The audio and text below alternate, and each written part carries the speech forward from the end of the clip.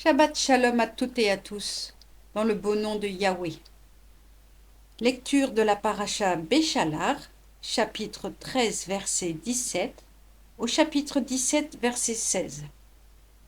Lecture chapitre 13. Or, lorsque Pharaon eut laissé partir le peuple, Elohim ne les dirigea point par le pays des Philistins, lequel est rapproché, parce que Elohim disait: le peuple pourrait se raviser à la vue de la guerre et retourner en Égypte. Elohim fit donc dévier le peuple du côté du désert, vers la mer des Joncs, et les enfants d'Israël partirent en bon ordre du pays d'Égypte. Moshe emporta en même temps les ossements de Yosef, car celui-ci avait formellement adjuré les enfants d'Israël en disant: Elohim ne manquera pas de vous visiter, et alors vous emporterez mes os de ce pays. Ils décampèrent de Sukkot et vinrent camper à Étam, à l'extrémité du désert. Yahweh les guidait le jour par une colonne de nuée qui leur indiquait le chemin, la nuit par une colonne de feu destinée à les éclairer, afin qu'ils puissent marcher jour et nuit. La colonne de nuée le jour et la colonne de feu la nuit ne cessaient de précéder le peuple. Chapitre 14. Yahweh parla ainsi à Moshe. Dis aux enfants d'Israël de remonter et de camper en face de Pi-Hahiroth, entre Migdol et la mer, devant Baal-Tséphon. À l'opposite, vous camperez au bord de la mer. Pharaon se dira que les enfants d'Israël sont égarés dans ce pays, que le désert les emprisonne, et je raffermirai le cœur de Pharaon, et il les poursuivra. Puis j'accablerai de ma puissance Pharaon avec toute son armée, et les Égyptiens apprendront que je suis Yahweh. Ils obéirent. On rapporta au roi d'Égypte que le peuple s'enfuyait.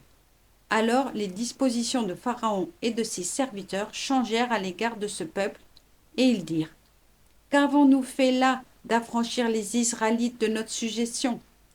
Il fit atteler son char, emmena avec lui son peuple, prit 600 chars d'élite et tous les chariots d'Égypte, tous couverts de guerriers.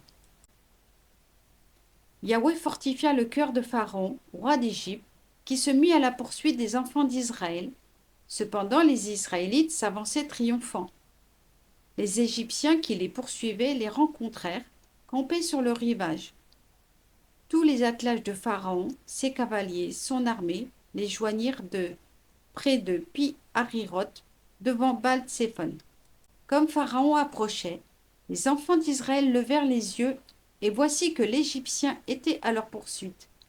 Remplis d'effroi, les Israélites jetèrent des cris vers Yahweh, et ils dirent à Moshe: est-ce faute de trouver des sépulcres en Égypte que tu nous as conduits mourir dans le désert? Quel bien nous as-tu fait en nous tirant de l'Égypte?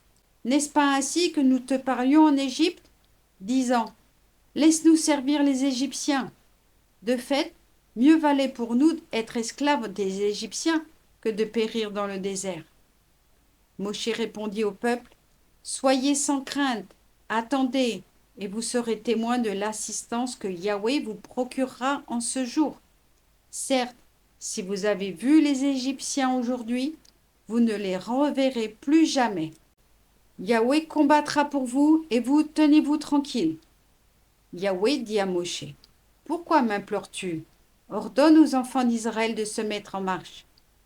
Et toi, lève ta verge, dirige ta main vers la mer et divise-la. Et les enfants d'Israël entreront au milieu de la mer à pied sec. De mon côté, je vais affermir le cœur des Égyptiens, pour qu'ils y entrent après eux. Et alors j'accablerai Pharaon et son armée entière, ses chars et sa cavalerie. Les Égyptiens reconnaîtront que je suis Yahweh, quand j'accablerai Pharaon, ses chars et ses cavaliers. Le messager d'Élohim qui marchait en avant du camp d'Israël passa derrière eux, la colonne nébuleuse cessa d'être à leur tête et se fixa en arrière. Elle passa ainsi entre le camp égyptien et celui des Israélites. Pour les uns, il y eut nuée et ténèbres, pour les autres, la nuit fut éclairée, et de toute la nuit, les uns n'approchèrent point des autres. Moshe étendit sa main sur la mer, et Yahweh fit reculer la mer toute la nuit par un vent d'est impétueux. Et il mit la mer à sec et les eaux furent divisées. Les enfants d'Israël entrèrent au milieu de la mer dans son lit desséché, les eaux se dressant en muraille à leur droite et à leur gauche. Les Égyptiens les poursuivirent et tous les chevaux de Pharaon, ses chariots, ses cavaliers, entrèrent à leur suite au milieu de la mer. Or, à la dernière veille, Yahweh fit peser sur l'armée égyptienne une colonne de feu et une nuée, et jeta la perturbation dans l'armée égyptienne. Et il détacha les roues de ses chars, les faisant ainsi avancer pesamment. Alors l'Égyptien s'écria: Fuyons devant Israël, car Yahweh combat pour eux contre l'Égypte. Yahweh dit à Moshe: Étends ta main sur la mer, et les eaux rebrousseront sur l'Égyptien, sur ses chars et sur ses cavaliers. Moshe étendit sa main sur la mer, et la mer, aux approches du matin, reprit son niveau, comme les Égyptiens s'élançaient en avant, et Yahweh précipita les Égyptiens au sein de la mer. Les eaux, en refluant, submergèrent chariots, cavalerie. Toute l'armée de Pharaon, qui était entrée à leur suite dans la mer, pas un d'entre eux n'échappa. Pour les enfants d'Israël, ils s'étaient avancés à pied sec au milieu de la mer, ayant les eaux comme un mur à leur droite et à leur gauche. Yahweh, en ce jour, sauva Israël de la main de l'Égypte. Israël vit l'Égyptien gisant sur le rivage de la mer.